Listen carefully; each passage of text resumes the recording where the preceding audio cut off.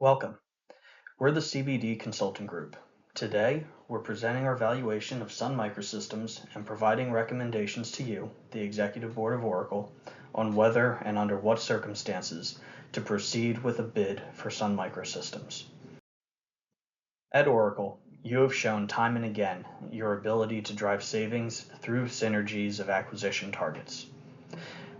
You've grown significantly via acquisition over the last several years. 14 deals completed in the last 4 years have spanned several software verticals and have yielded strong results. Sun is a unique opportunity to deliver value in both software and hardware markets. This acquisition would act as a vertical integration between the two companies. Sun's servers are already the primary host of Oracle databases through its alliance against Microsoft, so the vertical synergies already are in play today. Additionally, Sun is not in direct competition with most core Oracle products, making this a strong horizontal integration play as well. Sun Microsystems has several assets worth acquiring. Key ones are MySQL, Java, Solaris, and the server business. The server business is currently losing ground to IBM, but with sufficient investment into the business could still mark Oracle's entry into the hardware space. Solaris OS, Java, and MySQL are all powerful software platforms that several core Oracle products heavily utilize today. Sun and Oracle are in a unique position where the companies have many similar products with little market overlap. Sun has expertise in hardware and networking that Oracle can leverage to deliver Larry's vision of building the Apple for the business customer. To best define the valuation of Sun, we took 3 different approaches. Each has its benefits and downsides. Discounted cash flow analysis is the most fundamental analysis and has a basis on the expected future cash flows of the business. Downside to this analysis is its heavy reliance on future estimates.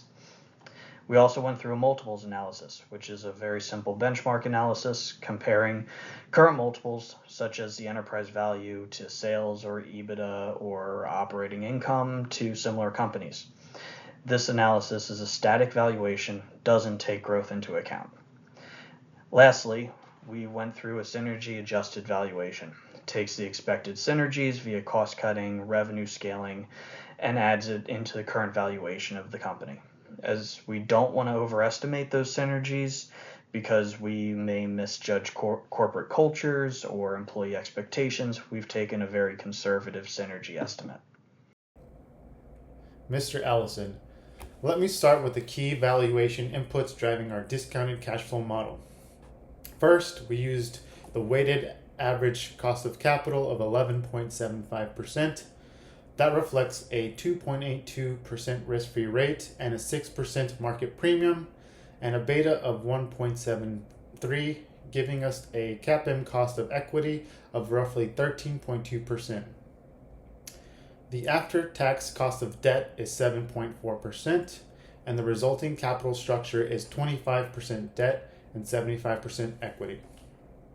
Secondly, we assume the business can grow free cash flows at 2.5% perpetually, which is close to long-run GDP and keeps the terminal value conservative. Our explicit forecast covers financial years through 2009 and 2014. Notice that 2019 shows a negative free cash flow of about $1.3 billion. This is largely a function of the recession-era revenue drop and working capital build. Cash flow swing positive in 2011 and steadily improved just over $380 million by 2014 as operating margins normalize and capital spending moderates.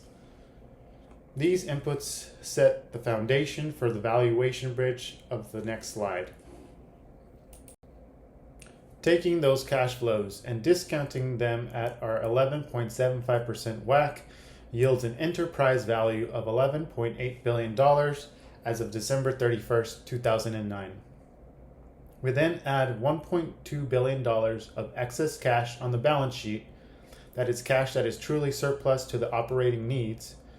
Next, we subtract $1.25 billion of debt to arrive at an equity value of roughly $11.7 billion. If we divide the equity pool of 739 million diluted shares, that produces an implied value of $15.86 per share. At the time of our analysis, that figure sits modestly above the market price, suggesting a mid-single-digit upside after incorporating conservative assumptions.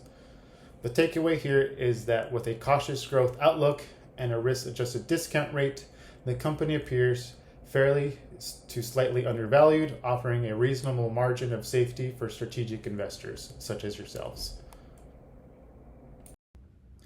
With change in markets with the global recession, Sun's margins have shrunk and its reliance on hardware in its portfolio.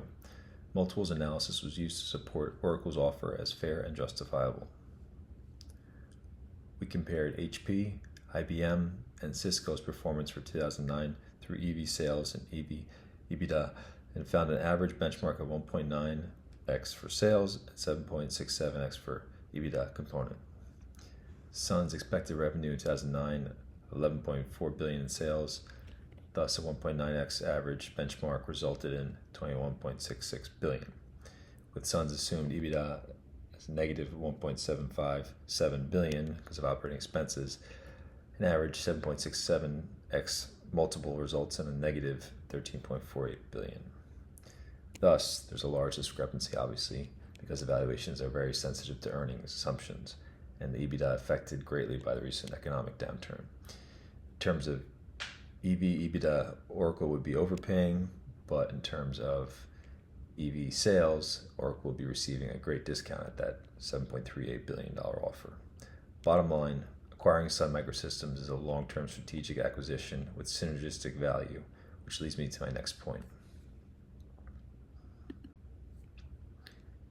In cutting costs and providing profits, Oracle's acquisition of Sun is seen as positive NPV, even with conservative estimates. Comparing the standalone versus synergy EVs, with added synergies, the valuation is much greater. In initial cost-cutting measures, Sun staff would be reduced at least 20%, SG&A expenses 25% or greater, and a full integration of the R&D department would decrease long-term expenses. This acquisition will create value in better profit margins through leaner operation costs. It will also enable cross-selling of products and influx of strong IP talent and innovation pipeline as well. To get there will be acquisition and integration costs aggregating $1.1 billion. The valuation is very sensitive to operations, which will be improved drastically over the next 3 years, and the synergies alone will increase the deal value significantly, resulting in $900 million yearly by 2011.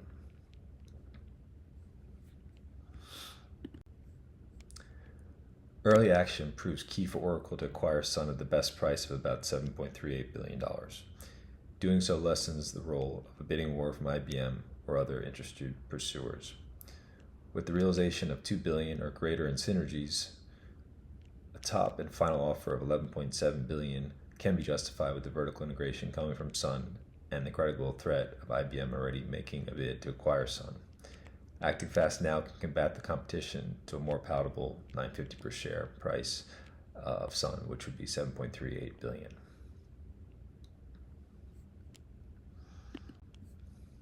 Mr. Ellison, this deal is a rare opportunity for Oracle to become the Apple of integrated technology platforms worldwide. It's lucrative and strategically sound for Oracle because it increases capabilities in cloud, infrastructure, and Java, of course. On Oracle's path to the Sun, there is one high-performing solution, end-to-end, for all customers. Oracle is buying a company, but more so buying the future of computing capabilities for generations to come. All valuation numbers and strategic reasoning support Oracle's acquisition of Sun. You're a very wise, successful man, and I'm sure you do not want to miss out on this opportunity. At the CBD Group, we hang our hat in the fact that our analyses will make you green. Thank you for your time. Best of luck in this endeavor and all your future successes. Thank you.